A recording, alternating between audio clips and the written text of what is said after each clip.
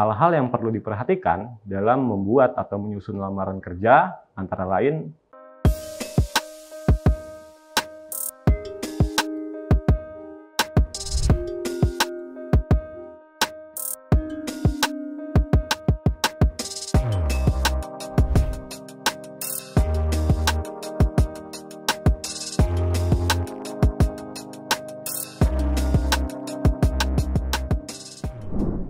Assalamualaikum warahmatullahi wabarakatuh. Kembali lagi di kanal Kuliah Teknokrat. Kali ini bersama saya, Gufronian Ars, dosen pengampu mata kuliah umum Bahasa Indonesia. Kali ini kita akan membahas tentang surat lamaran kerja dan daftar riwayat hidup. Dua berkas ini yang kerap kita temukan dalam proses lamaran kerja. Begitu juga nanti ketika kalian menjadi lulusan program studi dan universitas. Untuk itu, kita harus mengenal lebih jauh apa saja kaidah-kaidah dan aturan terkait dua berkas tersebut, surat lamaran kerja dan daftar riwayat hidup. Secara tradisional, surat lamaran kerja itu bisa dikirimkan atau disampaikan melalui pos.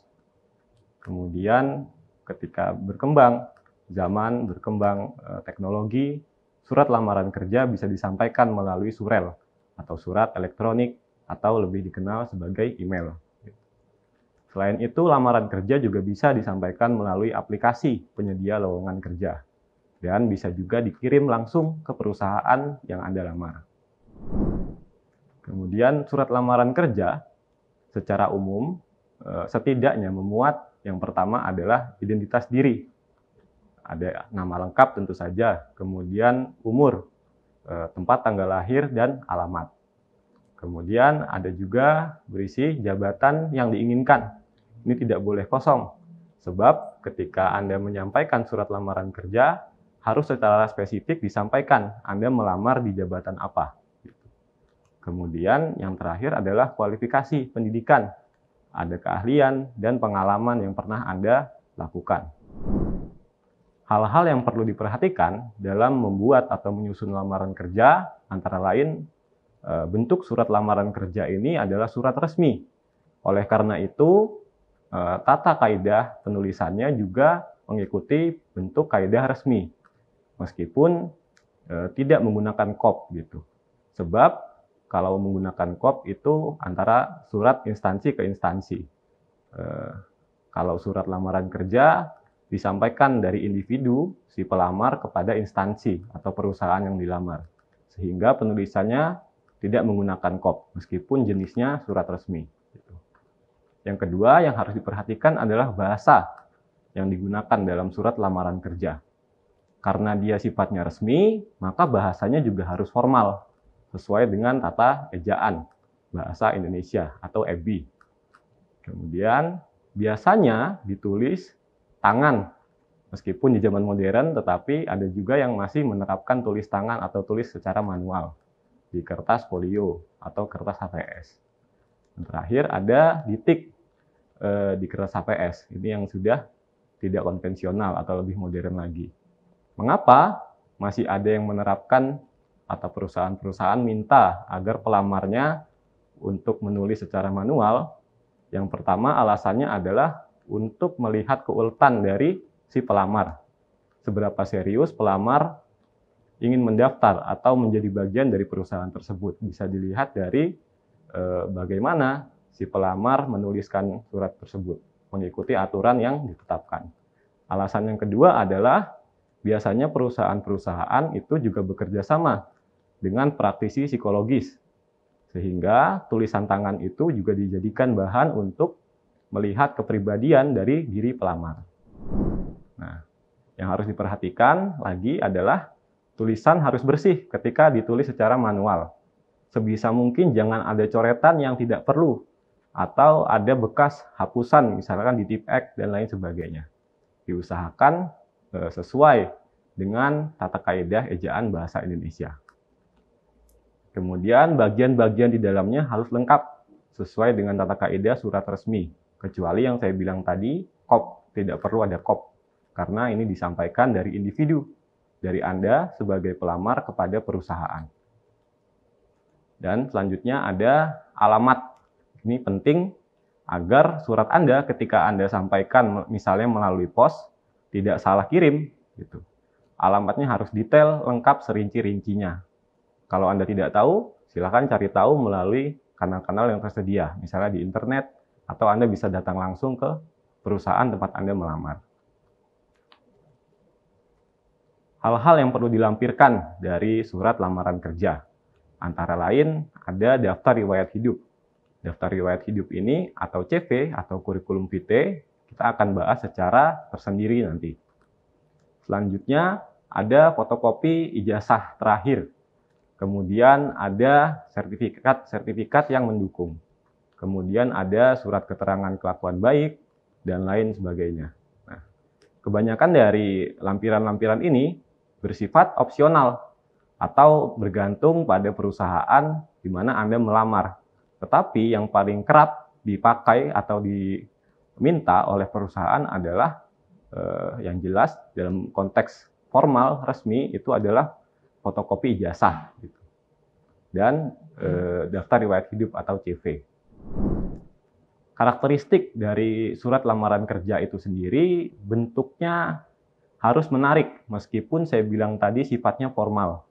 Perbedaan antara surat formal pada umumnya, surat kantoran pada umumnya dengan surat lamaran kerja adalah surat lamaran kerja sebisa mungkin harus bisa menarik perhatian dari orang yang Anda kirimi surat itu atau perusahaan yang Anda kirimi surat itu.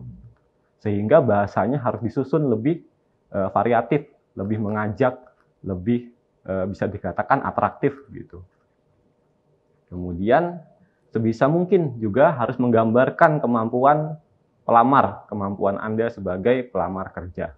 Tidak hanya disebutkan apa saja aplikasi yang bisa Anda kerjakan atau Anda pakai, tetapi juga misalnya Anda pernah mengerjakan satu proyek dengan aplikasi tersebut. Itu jauh lebih menggambarkan kompetensi Anda sebagai pelamar. Dan yang terakhir adalah tepat sasaran. Ya. Jadi ketika Anda mencantumkan satu kompetensi, itu harus tepat. Jangan mencantumkan kompetensi yang sebenarnya tidak ada hubungannya dengan posisi yang Anda lamar. Misalnya Anda pernah menang lomba memasak, tetapi tidak perlu Anda cantumkan juga kalau misalnya posisi yang Anda lamar itu tidak ada hubungannya dengan masak-memasak. Jenis-jenis surat lamaran kerja sendiri ada beberapa, tapi salah dua yang paling kerap kita temukan adalah surat lamaran kerja yang digabungkan dengan daftar riwayat hidup menjadi satu, dan yang kedua adalah surat lamaran kerja yang dipisah. Mungkin Anda sering menemuinya yang dipisah. Yang dipisah itu biasanya surat lamaran kerja dengan kurikulum vitae-nya itu dijadikan lampiran kurikulum vitae-nya, sehingga terpisah antara halaman 1 dan halaman 2. Tetapi kalau digabung, itu menjadi satu halaman. Biasanya lamaran kerja atau pengumuman atau edaran itu secara tradisional itu didapatkan dari koran atau pengumuman resmi di majalah dinding di kantor-kantor gitu. Tetapi seiring berkembangnya zaman, kita bisa mendapatkan banyak informasi lowongan dari berbagai kanal media sosial, website resmi, dan lain sebagainya. Gitu. Ini beberapa contoh yang mungkin bisa Anda relevansikan dengan kehidupan nyata, kerap menemukan lowongan-lowongan kerja seperti ini.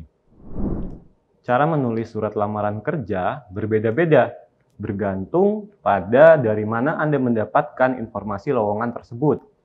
Misalnya, Anda mendapatkan informasi lowongan dari iklan. Nah, bisa Anda buka suratnya dengan cara berdasarkan iklan yang dimuat dalam harian A tanggal 1 Desember 2021 misalnya, saya bermaksud melamar pekerjaan untuk mengisi posisi sebagai apa. Jadi yang perlu Anda perhatikan di sini harus disebutkan dari mana informasi tersebut Anda dapatkan, disebutkan di awal pembukaan surat. Nah, ini contoh lainnya. Dalam harian A, tanggal sekian, saya telah membaca iklan yang menyatakan bahwa PT A membutuhkan posisi atau lowongan di bidang apa. Berkenaan dengan hal tersebut, maka saya berniat mengajukan lamaran. Selanjutnya, memenuhi iklan Bapak atau Ibu dalam harian A mengenai keperluan tenaga apa, maka saya bermaksud mengirimkan lamaran. Jadi di sini walaupun redaksinya berbeda-beda, tetap disebutkan informasi yang Anda dapatkan itu berdasarkan iklan. Selain dari iklan, bisa juga Anda mendapatkan informasi lowongan kerja itu dari pengumuman resmi instansi yang berkaitan. Gitu. Misalnya kalau sekarang dari websitenya, biasanya kalau institusi-institusi misalnya pemerintahan itu mengumumkan lowongan dari website resminya. Gitu. Bisa dibuka suratnya dengan cara berkenaan dengan pengumuman nomor 1234 misalnya, tanggal sekian, tentang penerimaan karyawan PTA, maka saya yang bertanda tangan di bawah ini, tulis identitas Anda, bermaksud melamar pekerjaan di posisi apa. Yang harus diperhatikan di sini, bukan hanya jenis surat atau pengumuman yang Anda sebutkan, tetapi nomor suratnya juga harus dicantumkan di awal. Gitu. Bahwa Anda mendapatkan informasi lowongan itu berdasarkan surat bernomor berapa. Yang ketiga, Anda juga bisa mendapatkan info lowongan kerja itu berdasarkan permintaan atau permohonan dari instansi kepada tempat Anda bersekolah atau kuliah. Biasanya instansi itu melakukan kerjasama dengan sekolah Anda atau tempat kuliah Anda. Sehingga Anda mendapatkan satu lowongan pekerjaan berdasarkan informasi dari kepala sekolah atau rektor. Contoh pembukaan suratnya adalah berdasarkan informasi dari kepala sekolah atau rektor tentang permohonan tenaga kerja di PT apa, saya bermaksud melakukan lamaran kerja. Gitu. Jadi harus tetap disebutkan lagi-lagi dari mana informasinya. Yang keempat, informasinya didapatkan dari seseorang, bisa juga. Dibukanya bisa dengan cara menurut informasi dari Bapak siapa, perusahaan Bapak Ibu membutuhkan seorang tenaga apa. Sehubungan dengan hal tersebut, saya bermaksud mengirimkan lowongan pekerjaan. Setelah itu ada inisiasi sendiri. Ini yang jarang diketahui juga. Misalnya, Anda baru lulus dari universitas, tetapi perusahaan yang Anda idam-idamkan belum membuka lowongan.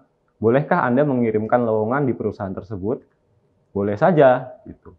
Jadi surat lamaran pekerjaannya bisa Anda buka dengan cara langsung saja disebutkan, saya yang bertanda tangan di bawah ini, tulis identitas Anda, seperti di awal bilang tadi, kemudian disebutkan, bermaksud mengajukan lamaran pekerjaan sebagai apa di perusahaan yang Bapak pimpin atau Ibu pimpin. Nah, di sini harus disebutkan bahwa Anda tidak mendapatkan informasi dari manapun, tapi langsung saja saya yang bertanda tangan di bawah ini. Hal-hal yang perlu diperhatikan, Anda juga harus hati-hati ketika melakukan lamaran pekerjaan. Jangan mudah terayu dengan lowongan-lowongan kerjaan yang menjanjikan banyak hal, tetapi mengharuskan Anda membayar uang muka di awal yang besar misalnya. Banyak sekali penipuan berkedok lamaran kerja yang harus dihindari. Gitu. Bagaimana cara menghindarinya? Silakan Anda melakukan konfirmasi, misalnya melalui narahubung yang tersedia di lowongan tersebut. Bisa juga Anda cek website resminya, apakah meyakinkan. Bisa juga Anda konfirmasi langsung ke tempat perusahaan tersebut berada. Ya, materi yang selanjutnya adalah kurikulum vitae atau daftar riwayat hidup. Mungkin Anda kerap menemukan daftar riwayat hidup yang bermacam-macam formatnya. Dari segi kebahasaan, tidak ada format baku di mana letak foto, di mana letak informasi A dan B. Gitu. Tetapi informasi-informasi tersebut disampaikan setidaknya mencakup beberapa hal sebagai berikut. Gitu.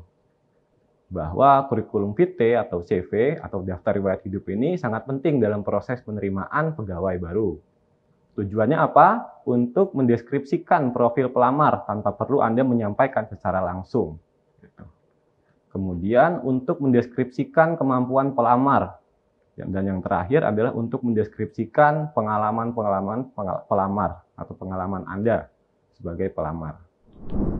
Nah, dalam kurikulum vitae setidaknya harus memuat hal-hal sebagai berikut. Informasi di dalamnya harus lengkap.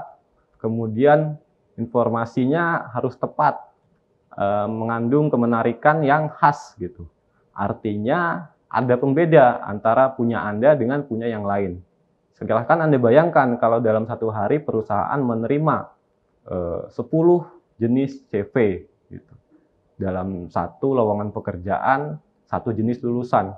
Ketika CV Anda biasa-biasa saja, misalnya secara desain, tentu akan tidak ada pembedanya dan kecil kemungkinan untuk dilirik gitu. Kemudian penggunaan bahasanya juga harus diperhatikan. Kalau memang diharuskan menggunakan bahasa Indonesia, silakan menggunakan ragam formal. Tetapi kalau lowongan tersebut mengharuskan menggunakan bahasa asing, silakan menggunakan bahasa asing. Nah, dan yang terakhir, ini penting adalah informasi yang Anda tuliskan di dalam CV itu harus jujur dan benar. Karena apa? Nanti tentu akan ada tesnya, tes lain selain melihat CV Anda. Ketika Anda misalnya menyampaikan, saya bisa berbahasa Inggris secara aktif. Nanti ketika wawancara, dites ternyata tidak aktif, itu Anda dianggap tidak jujur dalam menyampaikan informasi di dalam CV. Unsur-unsur yang harus ada di dalam CV antara lain adalah biodata. Biodata ini harus diperhatikan harus relevan dengan jabatan atau lowongan yang dibuka. Misalnya, mereka tidak ingin tahu atau tidak butuh tahu terkait dengan tinggi badan, berat badan, maka tidak perlu Anda tuliskan selengkap itu. Golongan darah misalnya tidak perlu Anda tuliskan. Cukup biodata yang secara umum saja. Yang kedua ada alamat lengkap. Ketiga, nomor kontak yang bisa dihubungi. Keempat, riwayat pendidikan, pengalaman organisasi, pengalaman kerja atau praktik, dan kemampuan atau skill Anda. Nah, yang harus digarisbawahi adalah yang terakhir, kemampuan atau skill. Biasanya kesalahan yang paling umum adalah menyampaikan kemampuan atau skill ini hanya menyampaikan aplikasi atau keterampilannya secara umum. Gitu. Padahal Anda bisa menyampaikan proyek apa yang pernah Anda lakukan dengan kemampuan Anda itu. Misalnya, alih-alih menyampaikan, saya bisa Photoshop. Lebih baik Anda menunjukkan portofolio. Saya membuat ini dengan Photoshop, gitu misalnya. Atau saya pernah ikut dalam proyek perusahaan apa menggunakan aplikasi Photoshop, misalnya seperti itu. Baik, saya kira itu materi yang bisa saya sampaikan terkait surat lamaran kerja dan daftar riwayat hidup. Semoga pertemuan kali ini ada manfaat bagi kita semua. Saya akhiri. Wassalamualaikum warahmatullahi wabarakatuh. Terima kasih sudah menyaksikan video pembelajaran ini. Jangan lupa like, komen dan subscribe, serta nyalakan tanda loncengnya agar kalian tidak ketinggalan informasi update lainnya.